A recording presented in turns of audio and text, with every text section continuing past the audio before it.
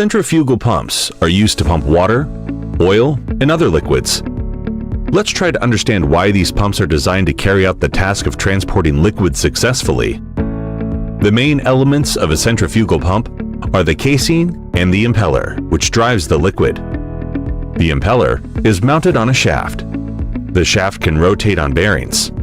The power is transmitted from the motor, most often an electric motor, to the shaft. The impeller of the pump rotates, together with the shaft. The vanes in the impeller act on the liquid and make it rotate. The liquid particles are accelerated. As a result of the impact of the vanes, the energy of the liquid flow is increased. The accelerated liquid particles enter the volute, which converts part of the velocity into pressure. The diameter of the passage section of the voltage in the discharge nozzle gradually increases. The fluid velocity decreases, and the pressure, according to Bernoulli's law, increases. Three main types of impellers are used in centrifugal pumps: closed with back and front discs, vanes and fairings. Semi-open with the vanes are free on the front side. Open with the vanes free on both sides. If bearings support only one side of the shaft, the pump is called a cantilever pump. It is a versatile design that is used in small and medium-sized pumps. A heavy impeller cannot be cantilevered.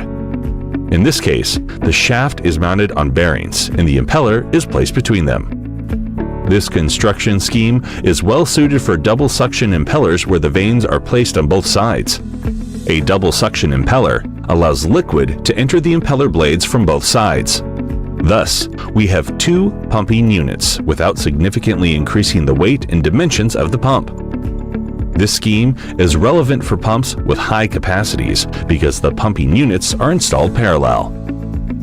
Multi-stage centrifugal pumps. By installing pumps in series, the head of the liquid can be increased in the system. Pumps installed in series can be combined by placing several impellers in the same casing. The liquid will go from the first impeller to the second one, from the second impeller to the third one, and so on. Using a multi-stage arrangement can increase the head of the pump many times over, as the impellers are mounted in series, and each of them increases the head.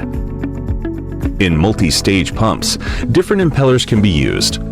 For example, a screw centrifugal pump has an auger on the first stage and a centrifugal impeller on the second stage.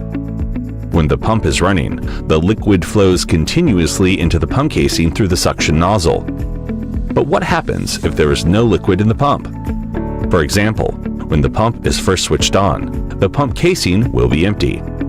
For the liquid to fill the pump, the pressure in the pump casing has to be lower than the atmospheric pressure. Then, the atmospheric pressure will cause the liquid to fill the casing. To reduce the pressure in the pump, some of the air has to be pumped out of the casing. Is an ordinary centrifugal pump able to do this? The answer is no, because the particles move in the pump due to inertia, which depends on mass. The mass of air particles is much lower than that of water particles, so it is impossible to pump air at speeds that a centrifugal pump operates at. For this reason, centrifugal pumps must be primed before switching on, either through a special channel in the casing or through the discharge nozzle. If you are interested in rearranged pumps or other designs, let us know in the comment section, and we will try to make a video about them.